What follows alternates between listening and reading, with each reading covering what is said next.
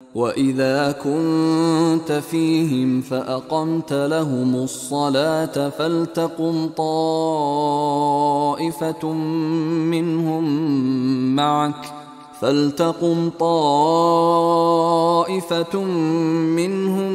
مَعَكَ وَلْيَأْخُذُوا أَسْلِحَتَهُمْ فَإِذَا سَجَدُوا فَلْيَكُونُوا مِنْ وَرَائِكُمْ وَلْتَأْتِ طَائِفَةٌ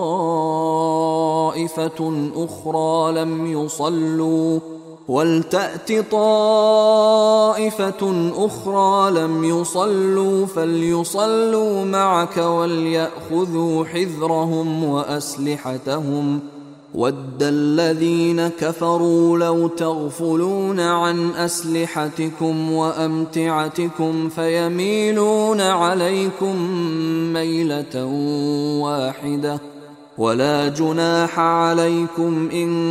كَانَ بِكُمْ أَذًى مِّن مَّطَرٍ أَوْ كُنتُم مَّرْضَىٰ أَن تَضَعُوا أَسْلِحَتَكُمْ وَخُذُوا حِذْرَكُمْ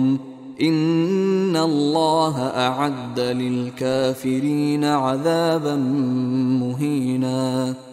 اور اس میں بھی خاص طور پر جو صورتحال تھی کہ جب حضور کے ساتھ ہوتے تھے تو اب اگر شکل یہ ہوتی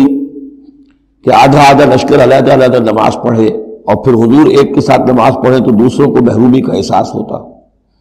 لہذا آپ دیکھیے کہ ایک بہت عمدہ تدبیر بتائی گئی۔ فَإِذَا كُنْتَ فِيهِمْ، تو اے نبی جب آپ بھی ان کے اندر موجود ہوں، فَأَقَمْتَ لَهُمُ الصَّلَاةَ، اور آپ نے ان کے لیے نماز کھڑی کر دی ہو، فَلْتَقُمْ طَائِفَةٌ مِّنْهُمْ مَعَكَ، تو ان میں سے ایک گروہ کو تو کھڑے ہونا چاہیے آپ کے ساتھ،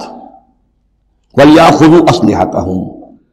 اور جو دوسرے ہیں وہ اپنا اسلحہ لے کر وہ چاق و چوبند رہیں۔ فَإِذَا سَجَدُوا فَلْيَكُونُوا مِنْ وَرَائِكُمْ، تاکہ جب تم سجدہ کرو، جو حضور کے ساتھ نماز پڑھ رہے سجدے میں جائیں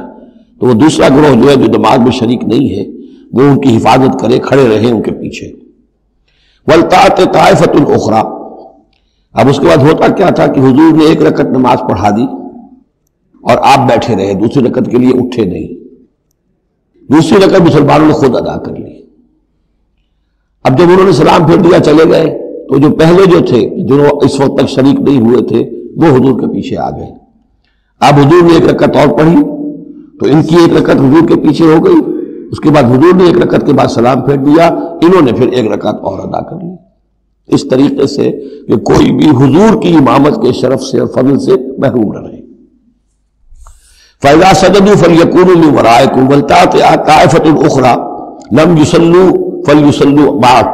اب وہ دوسرا گروہ کو آنا چاہیے کہ جنہوں نے ابھی نماز نہیں پڑھی تھی کہ وہ آپ کے ساتھ نماز پڑھے، وَلْيَأْخُذُوا حِذْرَهُمْ وَأَسْلِحَتَهُمْ، اور ان کو چاہیے کہ وہ اپنی ڈھالیں بھی، اپنا بچاؤ بھی اور اسلحہ بھی ساتھ رکھے۔ وَدَّ الَّذِينَ كَفَرُوا لَوْ تَغْفُلُونَ عَنْ أَسْلِحَتِكُمْ وَأَمْتِعَتِكُمْ، یہ کافر تو اسی طاق میں رہتے ہیں، اسی امید میں رہتے ہیں کہ تم جیسے ہی غافل ہو جاؤ۔ وَدَّ الَّذِينَ كَفَرُوا لَوْ تَغْفُلُونَ عَنْ أَسْلِحَتِكُمْ، اپنے اسلحہ سے غافل ہو جاؤ، وَأَمْتِعَتِكُمْ، اور اپنے مال و اسباب سے، فَيَمِيلُونَ عَلَيْكُمْ مَيْلَةً وَاحِدَةً، تو وہ تم پر ایک دم ٹوٹ پڑے حملے کے اندر۔ وَلَا جُنَاحَ عَلَيْكُمْ إِن كَانَ بِكُمْ أَذًى مِّن مَّطَرٍ، اور کوئی حرج نہیں ہے تم پر، کوئی گناہ نہیں ہے اگر تمہیں کوئی تکلیف ہو یا بارش کی وجہ سے کوئی صورتحال ایسی ہو، اور کنتم مرضى، یا تم بیمار ہو، ان تضعوا اسلحتکم، کہ اسلحہ تو اپنا رکھ دو، وخذوا حجرکم، لیکن صرف ڈھال لے لیا کرو کہ اچانک کوئی حملہ ہو جائے تو اگر پوری تلوار نیزہ وغیرہ سب اپنے جسم پر لگایا ہوا ہے تو نماز کا پڑھنا مشکل ہے،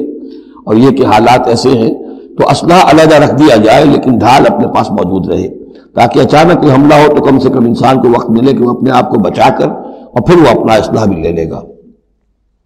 ان اللہ اعد للکافرین عذابا مہینا، یقیناً اللہ تعالیٰ نے کافروں کے لیے ایک بہت اہانت آمیز عذاب تیار کر رکھا ہے۔